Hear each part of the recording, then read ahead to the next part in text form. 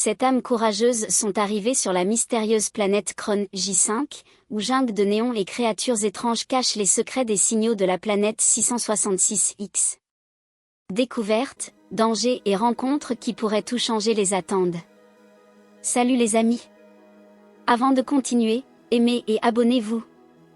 Les prochaines vidéos vous dévoileront encore plus de détails fascinants sur ce voyage. N'oubliez pas de laisser vos impressions à la fin. Alors, c'est parti. Dans la première partie de notre histoire, cet courageux voyageur se lance dans une mission de sauvetage vers la mystérieuse planète 666X. Leur escale fut la planète Kron J5, avec ses jungles de néons, ses forêts luxuriantes et ses créatures étonnantes. L'équipe a rencontré des mystères naturels, des habitants insolites et d'étranges signaux qui laissaient présager quelque chose de plus. Après les premières explorations, ils décidèrent de s'enfoncer plus profondément dans la planète à la recherche de traces de civilisation, ouvrant la voie à de nouvelles découvertes et à de dangereuses aventures. Que se cache la sinistre colonie de la planète Kron J5? Suivez notre équipe. La réponse est peut-être plus proche que vous ne le pensez. Venez avec nous à la frontière entre le connu et l'inconnu, secrets, dangers et rencontres qui changeront tout. Secrets et intrigues de la planète 666, partie 2, le chemin vers la mystérieuse colonie. Chapitre 1. Réunion matinale. Le matin, après s'être réveillé et avoir plié bagages, l'équipage tint une brève réunion pour discuter de la suite des événements. Nous ne pouvons pas rester ici longtemps, commença Artemis en ajustant ses lunettes, et nous ne devrions pas nous éloigner de notre paquebot, l'Elysium. Le signal des Hélio 131 pourrait être proche, et nous devons être prêts à tout. Je suggère qu'on aille par là, dit Lysandra en désignant la forêt où l'on entendait le bruit de l'eau. Il pourrait y avoir une source ou des signes de civilisation. Mais naviguer dans cette végétation dense et ce terrain accidenté est difficile, remarqua Gravant.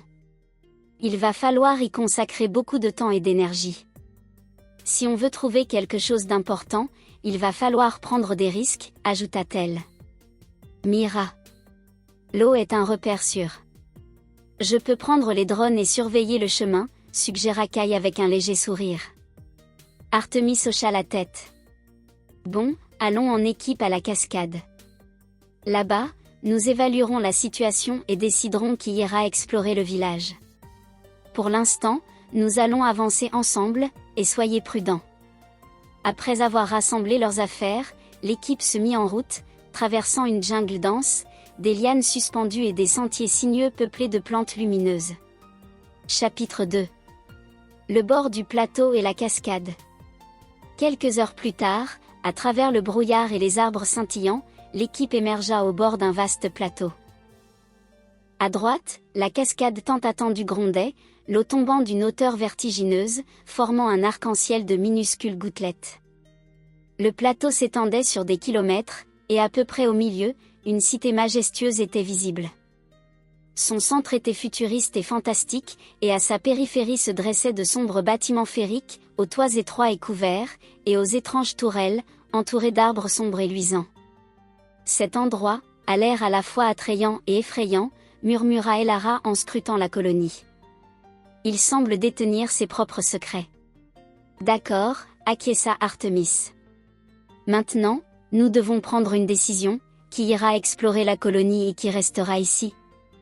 Après une brève réunion, l'équipe décida, Kai, Mira et Serzan se dirigeraient vers la colonie. Les autres Artemis, Lysandra, Gravant et Elara établiraient leur campement près de la cascade et exploreraient la zone, offrant soutien et sécurité. Le voyage prendra au moins 30 heures, nota Gravant en étudiant la carte du plateau. Ensuite, la reconnaissance exigera la plus grande prudence. Nous vous attendrons ici, ajouta Lysandra. Les signaux, les schémas et les données du terrain vous aideront à vous orienter. L'équipe installa son campement près de la cascade, Serzan et Kai vérifièrent l'équipement, Lysandra renforça les systèmes de survie, Gravant examina le sol et la végétation, et Elara enregistra des échantillons biologiques inhabituels. Les éclaireurs se préparèrent au départ, conscients qu'une colonie lugubre, pleine de secrets et de dangers, les attendait. Le reste de l'équipe, resté à la cascade, surveillerait attentivement chaque signal, se préparant à toute surprise. Chapitre 3. Le chemin vers le village de contes de fées ténébreux. Kai, Mira et Serzan partirent tôt le matin, alors que les premières brumes tourbillonnaient encore au-dessus de la cascade. La forêt environnante était dense et inhabituellement vibrante, les arbres scintillaient d'une douce lumière néon, et à chaque pas, ils rencontraient d'étranges plantes qui vibraient doucement au toucher, comme pour les avertir de leur présence. On dirait que la forêt nous observe, murmura Mira en contournant prudemment un buisson dont les feuilles brillaient de toutes les nuances de violet. Pas seulement pour nous observer, gloussa Kai en levant le drone pour une reconnaissance. Parfois, on a l'impression qu'il nous guide. Serzan, le spectromètre à la main, remarqua des vibrations de fréquences inhabituelles émanant du sol et des plantes, entrelacées au rythme de leurs pas. Cette planète est comme un organisme vivant. Et nous devrons apprendre à écouter son langage. Les heures passèrent lentement. Le chemin à travers la forêt dense se révéla bien plus ardu qu'ils ne l'avaient prévu. Soudain, ils arrivèrent à une petite clairière, où ils aperçurent 2 créatures humanoïdes debout parmi les arbres sombres. Petits, minces, ils étaient vêtus d'étranges vêtements rappelant des peaux de bêtes. Ils tenaient des filets et des armes qui ressemblaient à un hybride d'arc et de lance, comme adaptés à la chasse au gros gibier. Serzan s'avança, mais Mira l'arrêta discrètement d'une main.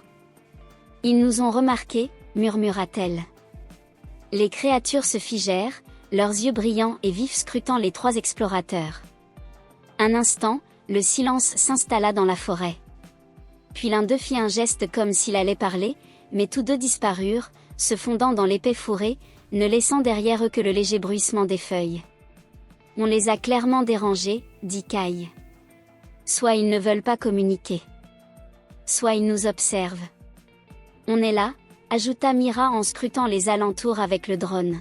« Soyons prudents, la forêt devient encore plus dense. » En continuant leur marche, ils découvrirent d'étranges marques sur les arbres, des symboles gravés, ressemblant à des écritures, mais n'appartenant à aucune civilisation connue. Ils scintillaient d'une faible lumière qui changeait de teinte selon l'angle de vue.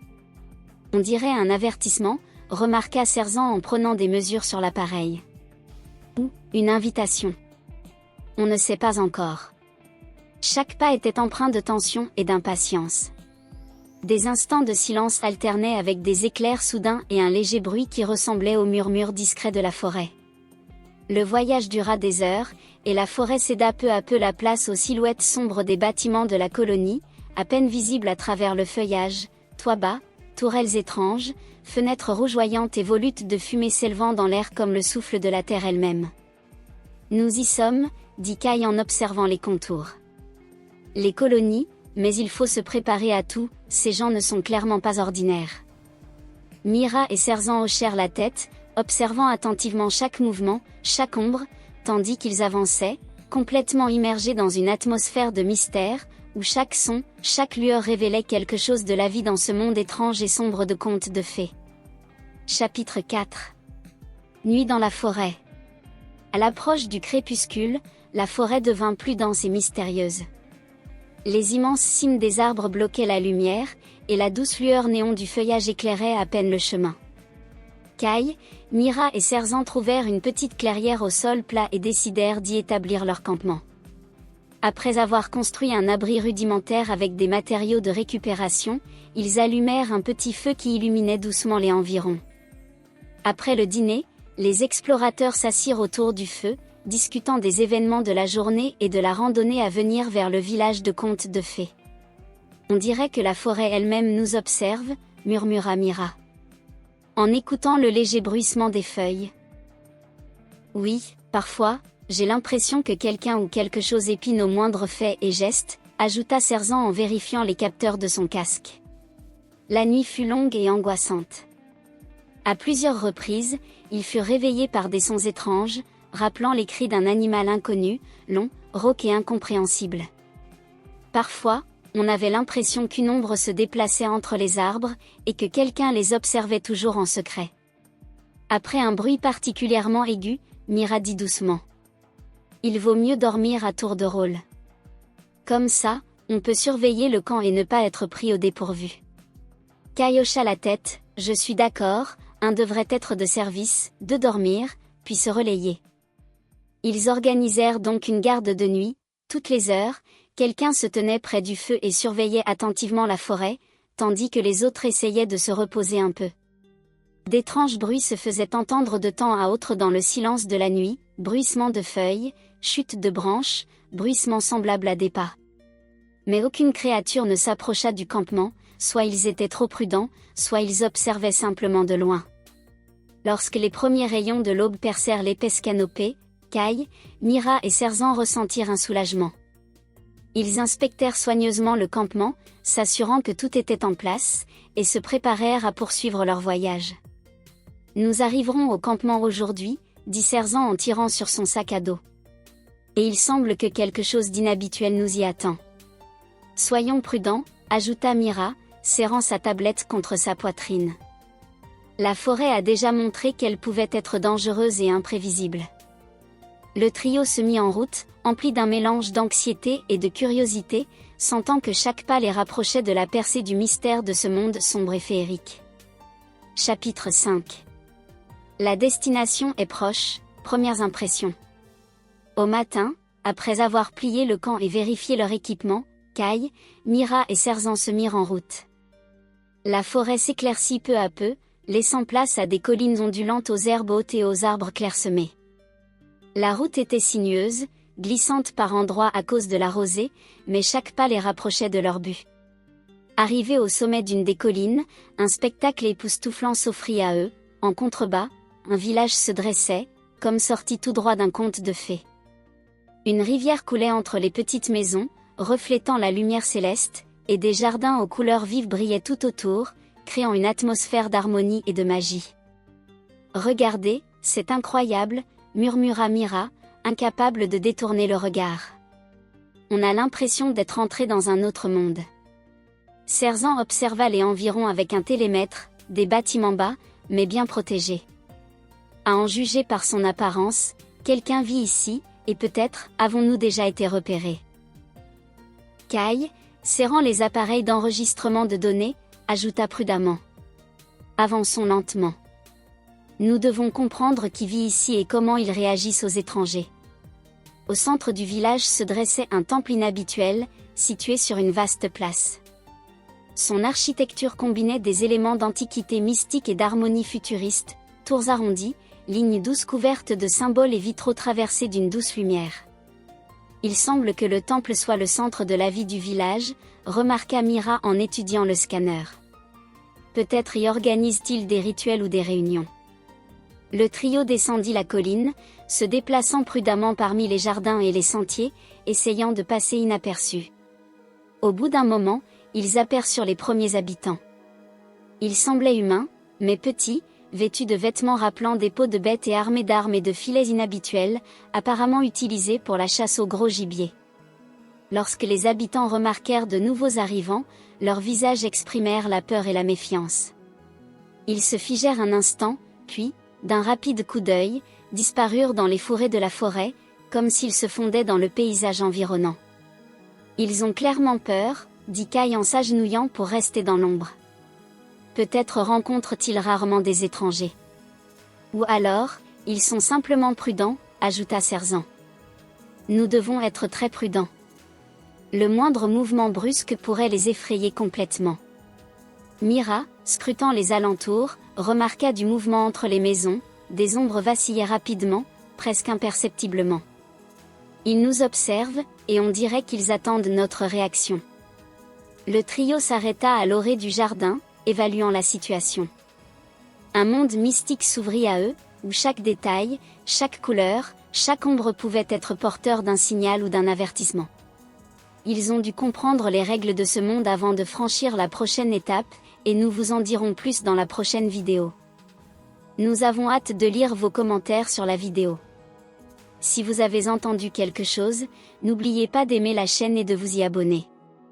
Restez connectés pour en savoir plus, et merci de votre attention.